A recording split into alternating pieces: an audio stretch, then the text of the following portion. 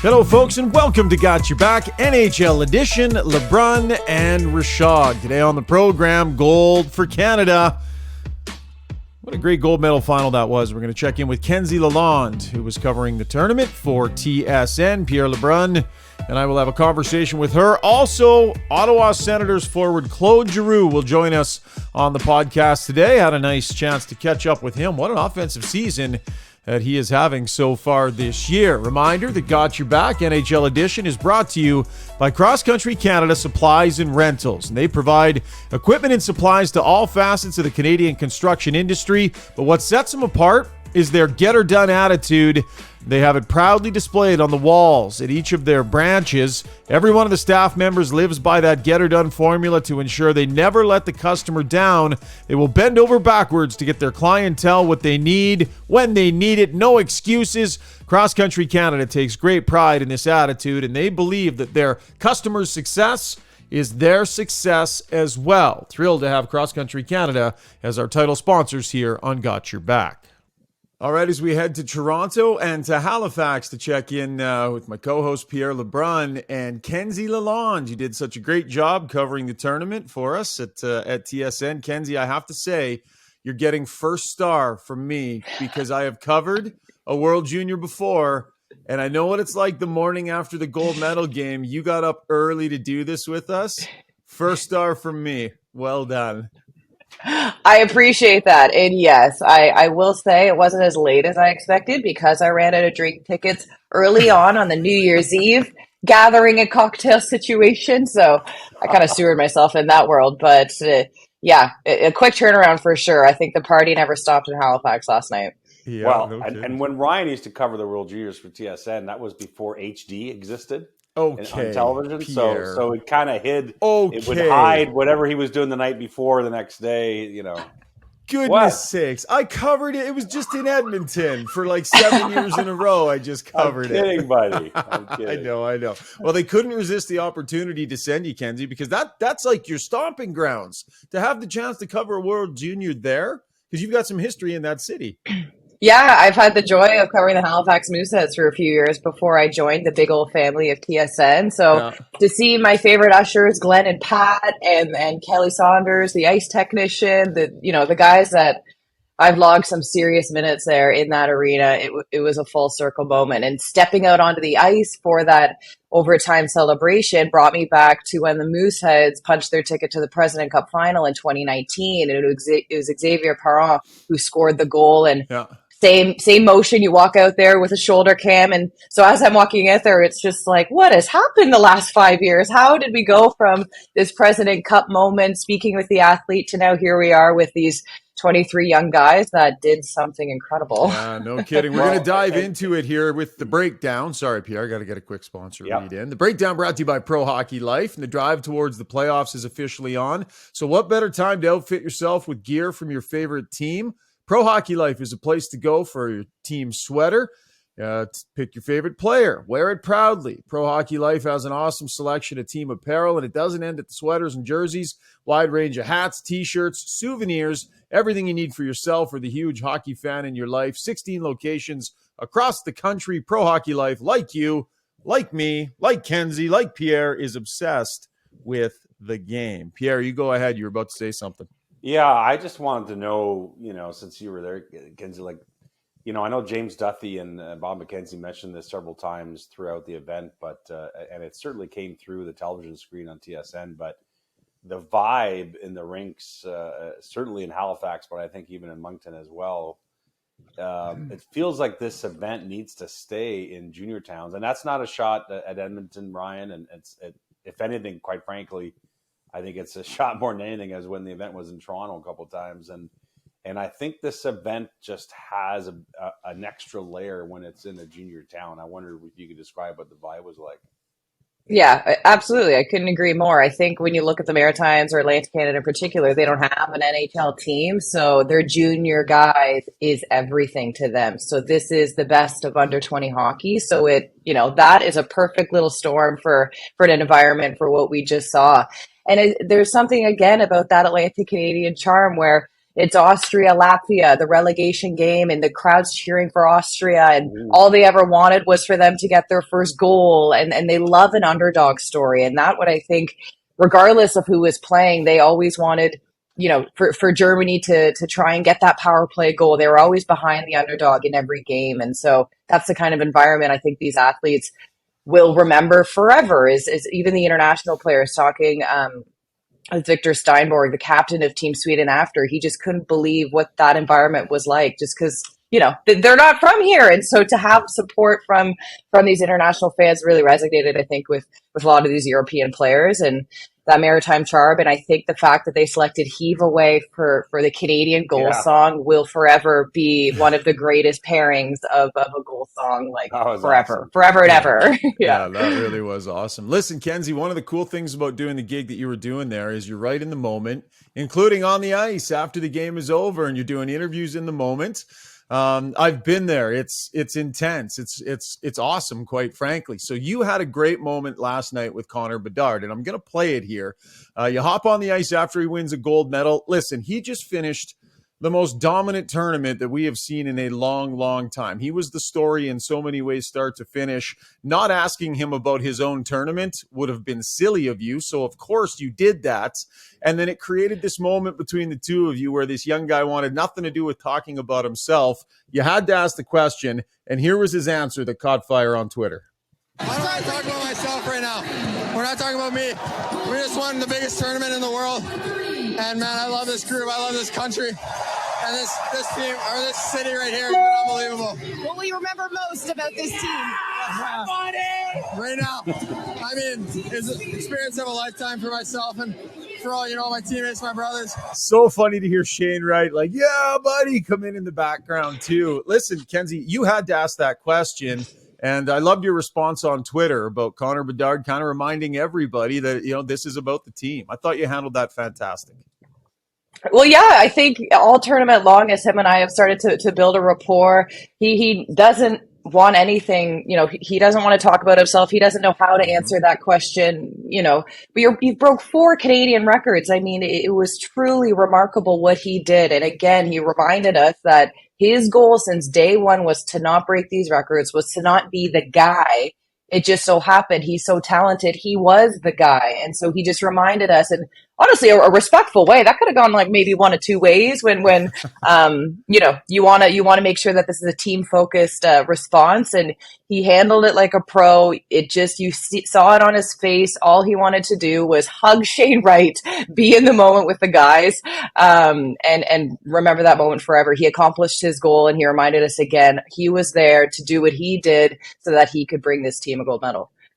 And I think that maturity in that moment from him is remarkable. Remember, he's 17 years old and so much spotlight on him already. And he's got to be cognizant on some level of what he's achieved in this World Junior Tournament. And, I know these comparisons are in many ways unfair, but I'm just talking about the maturity here, not the on ice when I'm making this comment. But the last time I remember a 17-year-old understanding what's going on around him and every word that comes out of his mouth was Sidney Crosby, in terms of his maturity already and understanding, I got to watch what I say, but still, be interesting. And I think Bedard has some Crosby in him that way. And that's not a criticism of Connor McDavid that age or Austin Matthews, but I don't think they were as ready at that age compared to Crosby and what I'm seeing from Bedard right now in terms of how he's handling himself with that. Yeah, and he's so polite, like on and off camera. I mean, when that camera's rolling, everyone knows that's not reality. You're in an environment where the pressure's on, and whether you're the person interviewing or you're the person answering the question, it's a high tense moment. And so you got to give it to him for handling every single conversation like a pro, and the attention is really built up and around him. It was truly remarkable. I think he's a product of his environment. You look at his dad was probably also one of the most famous people that the amount of selfies people wanted with his dad. And oh my goodness, there were so many photos. Every time we looked, the people wanted photos with his dad, and he's just like, okay, yeah, hello. I'm trying to watch the game. And it was truly remarkable. And you think of the historic significance of it, because 20 years to the day, 17-year-old Alexander Ovechkin was on that ice. being an incredible player. So when you think of what that arena has seen just in terms of World Juniors in that 20-year span, we're on to like a new generation of superstars. Yeah, it was pretty awesome to watch. Dylan Guenther too. You know what I really liked about Dylan Guenther's tournament is I remember after that first game, after that loss, and there was some criticism for them being a little too fancy, right? They attempted multiple Michigans in one period. And I remember after the game, O-Dog kind of said, you just need to kind of focus on keeping it simple. I think it was Guenther after the game who said, listen, we're not going to Michigan our way to a gold medal, right? And here he is in a big moment scoring, the goal and a huge performance. Bedard was a huge part of this team. But when it really, really mattered, it was this team effort. And Dylan Guenther led the charge from a leadership standpoint, and then with the big goal, Kenzie. Yeah, I think that had to be the most emotionless response to any player scoring a golden goal like that. He has just been calm, cool, and collected since day one, and I think that's his natural demeanor. And you want your big guys to rise up when you're in a situation like that, and he does it. It's like he could have been like walking his dog the next day, just the way he carried himself after such a big moment like that. And you think of his NHL experience, whether that relates to, the ability to carry yourself in a high sense moments, you think that maybe that helped him through this tournament experience, but he was certainly a leader, both on and off the ice. And again, just such a nice guy and wanted to enjoy the moment, help his team win.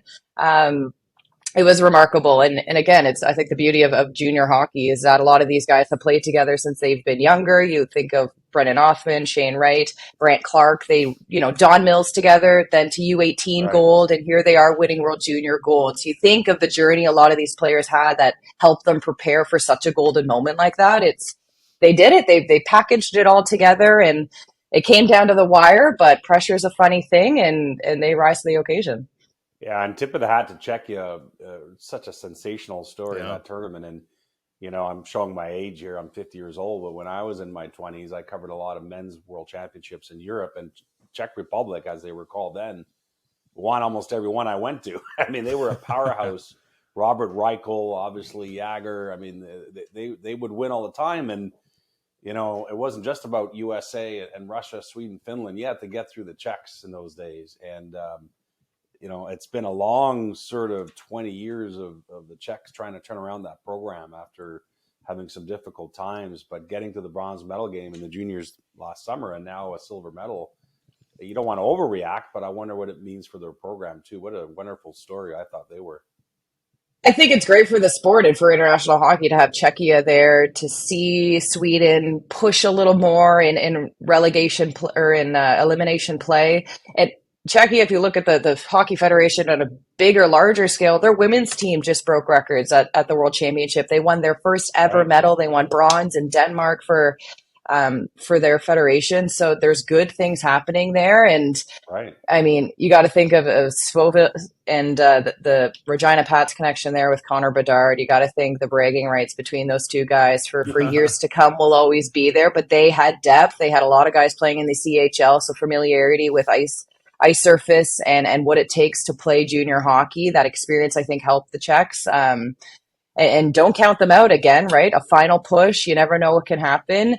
They wanted it. It was down to a wire. Yeah. So what was your experience like? I've covered that tournament in the same way you did, interviewing the players and filing reports and all that kind of stuff. How was the experience for you? Well, when you got Mark Masters to the right of you, life's amazing. He's a beauty, one of a kind. It was awesome. That was my first time really working with Gord Miller, Mike Johnson, O-Dog, the Bob McKenzies of the world. It was just, and in a rink in an environment where my career kind of started personally was just like a full circle. What's happening? How did this come to be? It was something I'll always remember. The weirdest part, though, I have to say, is just being in a hotel in Halifax and not just wanting to like drive to my apartment. So that's kind of like the weird part. But I've certainly been the restaurant connoisseur and making sure everyone has their garlic fingers and their Willie's poutine and their donair. So I'm making sure everybody checks that before they leave here. So I think I've accomplished that goal. There's a 0% chance that you got James Duthie to eat any of that, by the way. I'm just going to put that out there right now. Yes, I know. And MJ's gluten free. So I tried my hardest to try and find garlic fingers that are gluten free, but I never, I don't know. If anyone knows where to find them, let me know or let him know maybe. Kenzie, listen, we're going to wrap it up. You did a fantastic job covering the tournament. You're doing a great job in Montreal. We're glad to have you on the team here at TSN. What's next for you? Yeah, we got, a nice cold Keith tonight, but right after that, it will be Women's U18 World Hockey Championship. So the girls are in Sweden. Carol Pounder and I will be covering that on TSN. So Canada's first game is Sunday, and they'll take on Finland. So that'll be a good one because they fell short to Finland last year at Madison, Wisconsin. So they're defending gold. We'll see if they can get back there and do it. It's been a while since we've seen the Canadian U18 women win back-to-back. So Sunday, back at it, guys. Here we go. No rest for you. Yeah, no rest at all. Hey, they're just piling it on. I love it. Well, you're doing a great job, Kenzie. Fantastic job with the World Juniors, and we look forward to touching base with you again soon down the road. Thanks so much, guys. All right, take care. That is Kenzie Lalonde from the World Junior Hockey Championship in Halifax. Lots more to come here on the podcast. Pierre and I had a chance to catch up with Ottawa Senators forward Claude Giroux. That interview coming up in our Who's Got Your Back segment. You're listening to Got Your Back NHL, brought to you by Cross Country Canada, Supplies and Rentals. Plenty more to come. We want to tell you about a truly Canadian company. Cross Country Canada Supplies and Rentals provides equipment and supplies to all facets of the Canadian construction industry. But what sets them apart is their get-her-done attitude. It's a core value of their company. I've been to the offices. I've seen how they proudly display that on the wall at each branch. Every one of the staff members lives by the get-her-done formula to ensure they'll never let their customers down. They'll bend over backwards to get their clientele what they need when they need it. They don't make excuses. Cross Country Canada takes great pride in this attitude, and they truly believe that the success of their customer is their success. You can't get much more Canadian than that.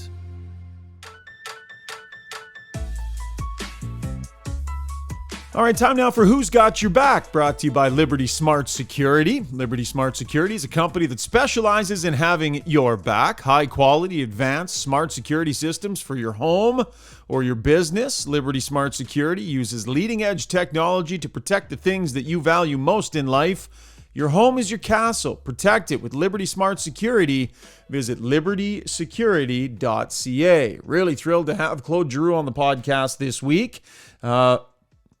Signed a deal and went home. Member of the Ottawa Senators now, a 3 times $6.5 million did Claude Giroux, and he's having himself a heck of a good season. Played 38 games, got 36 points. He's played over 1,000 games in the National Hockey League, and it was a big change for him over the last calendar year. Of course, career member of the Philadelphia Flyers, then off to Florida, and now a member of the Ottawa Senators. Courtesy Liberty Smart Security, here's our conversation with Senators veteran forward Claude Giroux. In 2006, he was the 22nd overall selection by the Philadelphia Flyers and put a lot of miles on since then. Claude Giroux joining us. Does it feel like that was as long ago as it was? Yeah, I think so. I think the draft is a long time ago, and that was a good memory. I was very young, and that whole experience was kind of crazy now that I think about it. Yeah, no kidding. I'm always interested, Claude, in how much guys remember about their draft class. So if I were to ask you, who do you think had the most penalty minutes from your draft class? Any names that would pop into your head? Well, I think Milan Lucic could be up there, no? Number two on the list. Number one could be is Stewie there? No, well, he might be on the list, but he's not near the top. Most penalty minutes.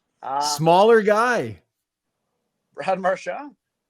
No, I think he was, he's 3 on the. Wow, those are good guesses. 3 on the Holy list. Jumping. Yeah, you're nailing the top of the list. One thing you got to know about Claude Giroux, he studies the game, man. So watch out there, Rishaug. Don't get into a bar game with Claude Giroux on hockey trivia because he might take you down.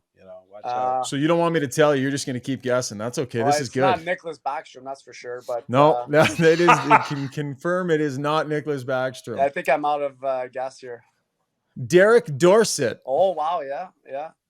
Smaller but scrappy as heck. Would go with anybody. Yeah. Oh yeah. How about goals? Goals from the draft class. Phil Kessel. Yeah, you got her, man. Yeah, that's impressive. That's pretty good. You remember that stuff. You know, he does his homework. So, yeah, are you a numbers guy, Claude? Like, are you a guy that pays attention to numbers and takes an interest in that kind of stuff, or is it? Do you have a memory for that kind of stuff? I don't think so. I think I just know my draft year, and I know guys that have been successful. So, no, I don't think I'm a numbers guy, to be honest. Yeah. Thanks for taking some time to join us. Just maybe a thought. Listen, you make the decision. You sign with the Ottawa Senators. You head back. You had a vision of what it would be like by doing that. Here you are, about a half season in or so. How close is what the vision was to what reality is for you off the ice, but maybe on the ice as well? Yeah, well, you know, coming back home, you don't really know what to expect or how it's going to go. Heard a lot of good things about the dressing room.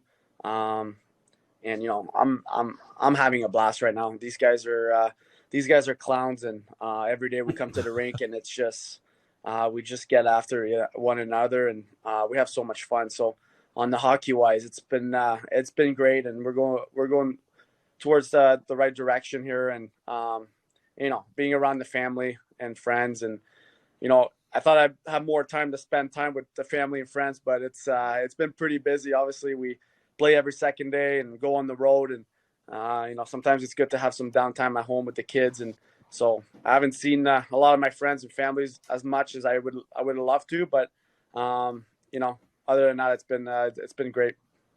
Yeah, for those listening and watching, Claude grew up in Hearst, Ontario. So did I. I have to put that out there. And but moved to the Ottawa area when you were still young. To continue to pursue, you know, it helped your hockey career doing that, Claude. And you've gone back to Ottawa really every offseason almost for most of your career as well. Obviously, your wife's from Ottawa. So Hearst and Ottawa, kind of the two places that matter a lot in your heart. No, for sure. I mean, sadly, I haven't been back to Hearst in a while with COVID, and then having young boys, and I mean, it's not close either. A 10-hour drive is not easy with a newborn. So haven't been there in a while, but planning on going maybe this summer, and you know, have a lot of friends down there still, and people that I still talk to, and my grandparents, and so anytime if I'm ever had a chance to go back, I'm going to go back for sure. And, you know, a lot of great memories in Hearst, and now being in Ottawa for a very long time, you know, have a lot of friends here, and it's great to play in front of them. Well, a lot of people from Hearst end up moving to Ottawa anyway. True. A great bilingual, our nation's capital, great bilingual town. Now, I asked you this years ago when you were in Philadelphia, and I said, if you ever won the Cup, you know, you only have one day with the Cup, and you said you would bring it to Hearst. I'm going to put you on the spot here. If the Senators' arc continues, and at the end of all this, the Senators win a Cup in a couple of years, where's your one day with the Cup? I think I'd have to try to get 2 days with the Cup, but that could be a little hard. But I feel like bringing it to Hearst is something I always wanted to do, and obviously being in Ottawa for a long time now. A lot of friends, and you know, I would try really hard to get 2 days with it. You've been around long enough. You could probably swing it. Look at the season that you're having here, Claude. 15 goals, 36 points in 38 games at the time that we're taping this interview. I've covered you in the playoffs. I know how competitive you are. I know how much you want to have success as a team beyond personal success. I just wonder, this renewed sort of offense that you found this year and the competitiveness and the fire you have to win, those two things kind of coming together with the Senators. And I know results haven't been what you want. So how does all of that kind of reconcile itself? Your production, your desire, and the results so far? Well, I think since the start of the year, I think we've been up and down, obviously a little bit, but most of the games that we play, we play it the way we want to. We just haven't had the results early in the season, and we lost a lot of a 1-goal game that we're going to third period, we're tied or we're down 1 goal, and we can't get that extra goal. So a lot of those games, I feel like we were the better team on the ice, but we weren't getting the results. And just we stuck with it. Our coaching staff here, we feel like we're all on the same page, and nobody turned on anybody.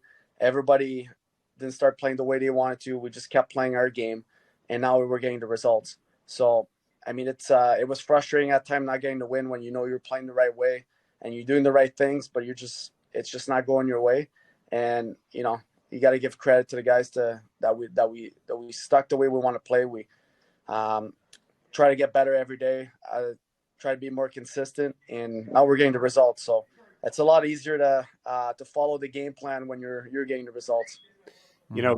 Claude, there's few players that I've gotten to know over the years covering the NHL that I know hate losing more than you.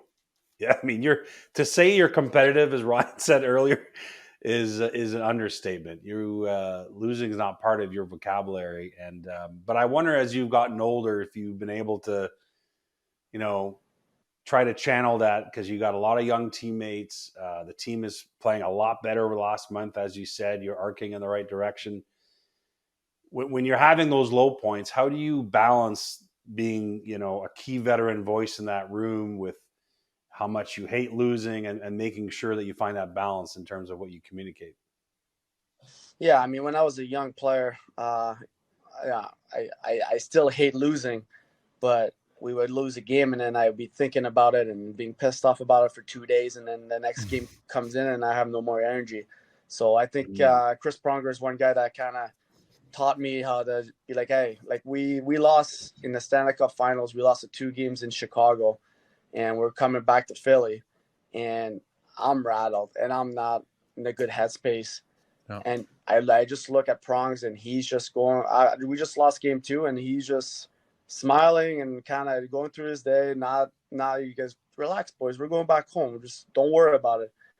And, for him to be able to do that, and I know he wants to win as bad as I do, it was kind of a shock to me. And I think with years, I kind of realized there's 82 games of them. You're not going to win all of them, and you got to be able to kind of put it behind you. I still have trouble doing it, but I try to at least show that we're going to be okay here. It's not time to panic.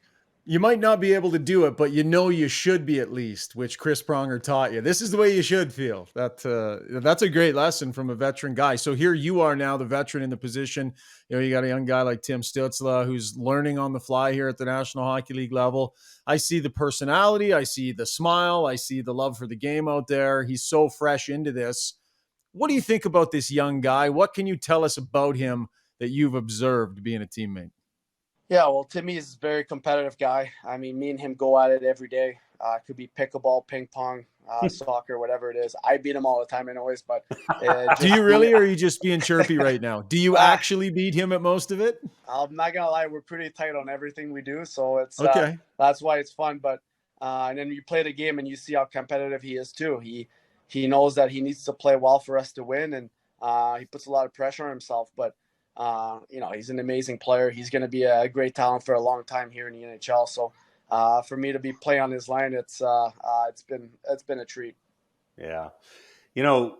One thing I was thinking about recently, Claude, given, what you went through last year with the trade from Philadelphia to Florida, which really was quite dramatic. You play your 1,000th game in a Flyers uniform, the only NHL team you ever played for, and then you get dealt within days to the Panthers.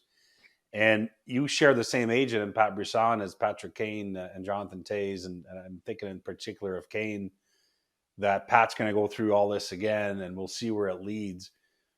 What do you think is going through Patrick's head, at least from the perspective of what you went through? Because same situation, full no move clause, you're in control to some degree.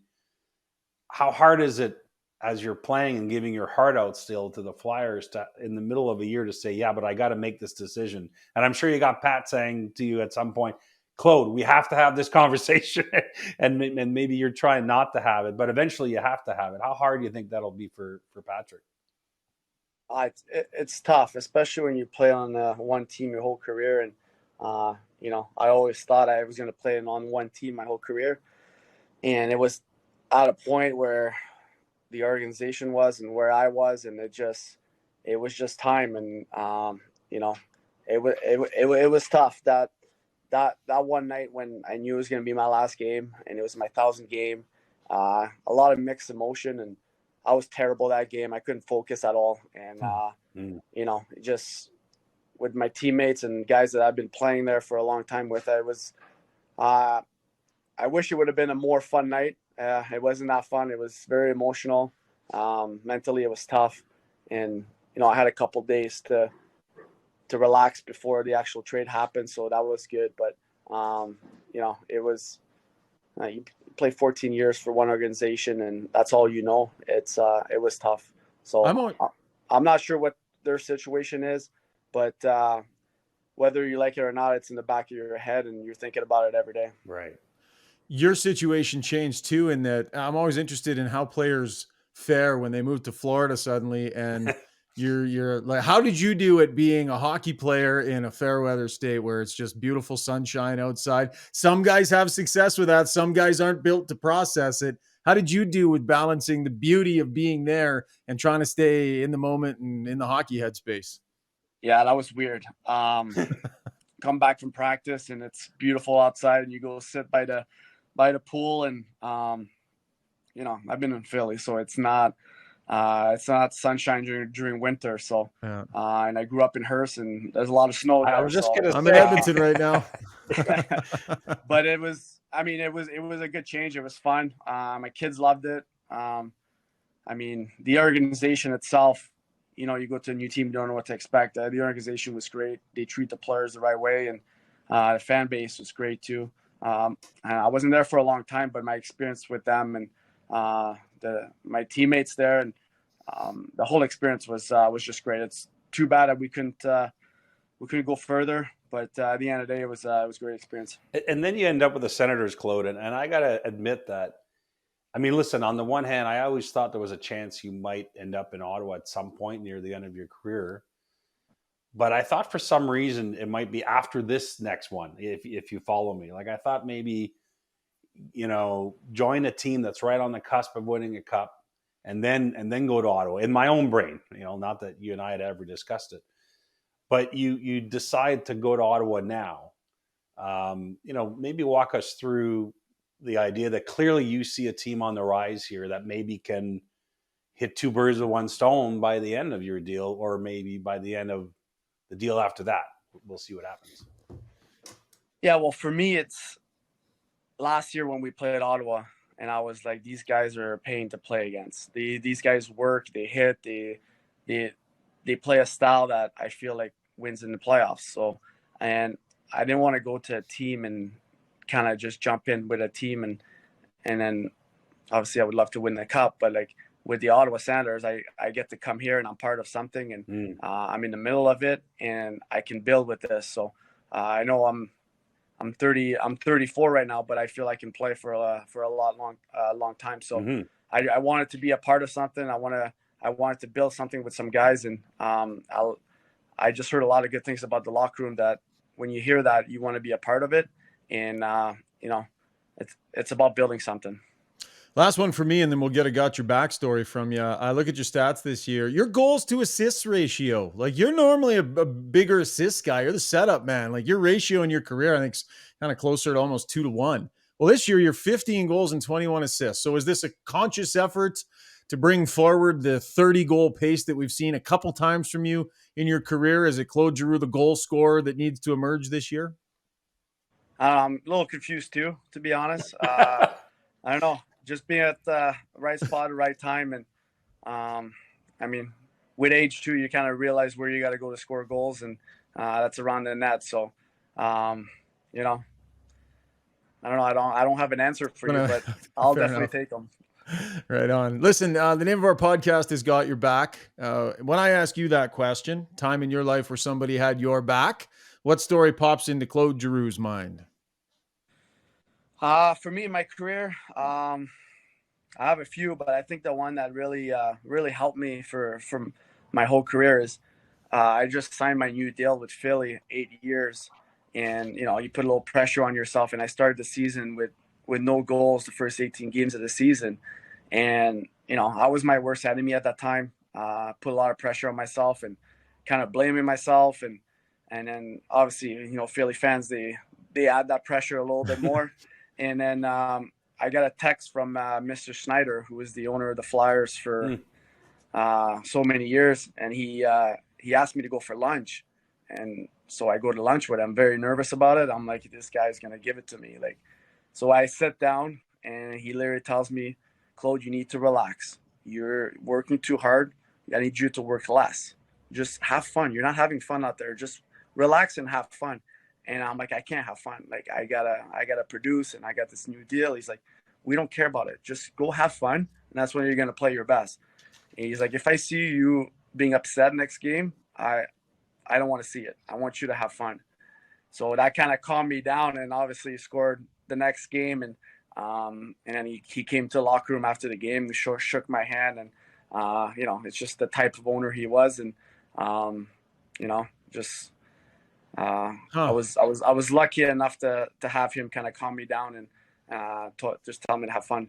Lunch with the owner, like that can never feel like a good thing when you get that call. Like, and he's a passionate guy too. So for him to kind of see him calm, it was weird. That's amazing. Love that story. Thanks, Claude. Okay, can I do a 2-minute rapid fire with you before we let you go real quick? Sure, let's do it. All right, let's do it. Rapid fire. Getting to know Ottawa Senators star forward Claude Giroux. Favorite TV show right now? Yellowstone. Yeah, pretty solid. Playing cards with the fellas or relaxing, watching a show on an iPad? Oh, play some cards. You and Stutzla taking his money off of the poor kid. Hey, taking money off of the poor kid. Yeah. Do you iron your dress shirts? I do not. After a game, you get home, suit goes back in the closet hanging up or on the floor or on a piece of furniture? Oh, come on. What? I hang it up. I'm hanging it up.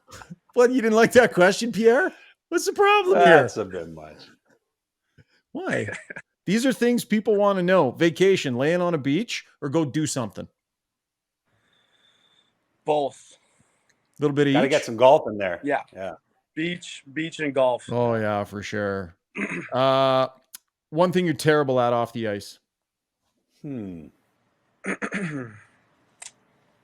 Don't let Stutzla hear whatever this is. Maybe cooking. I mean, I'm not bad, but I'm not good. So a cook-off with you and Tim Stutzla is coming. A chance for him to actually win something. I would probably beat him at that, actually. Funniest teammate ever? Ever? A lot of clowns. I would have to say Michael Raffle, probably. Really? Yeah. I wouldn't have expected that. You're supposed to be somewhere at 2 o'clock. Are you showing up at 5:02, 10 after, or right at 2? 1:30. Really? You're a half-hour early guy. Early bird. I respect that. Hey, Pierre? I knew that you were going to say that. Whatever.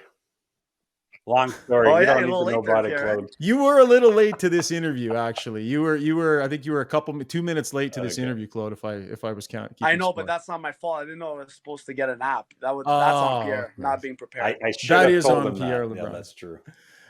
All right. Well, listen, we kept you a little too long. Our apologies. Thank you so much for joining us, and best of luck the rest of this year. All right. Thanks for having me, Merci, guys. Claude. All right. Cheers. All right, that's going to wrap up the podcast, folks. Our thanks to Claude Giroux for taking some time and joining us. Kenzie Lalonde as well, after a great job done at the World Junior Hockey Championships. Big thanks to our sponsors, as always, Cross Country Canada, Supplies and Rentals, Pro Hockey Life, and Liberty Smart Security as well. Look forward to dropping more podcasts next week. Thanks for your downloads and your subscriptions, folks. We'll talk to you real soon. Cheers.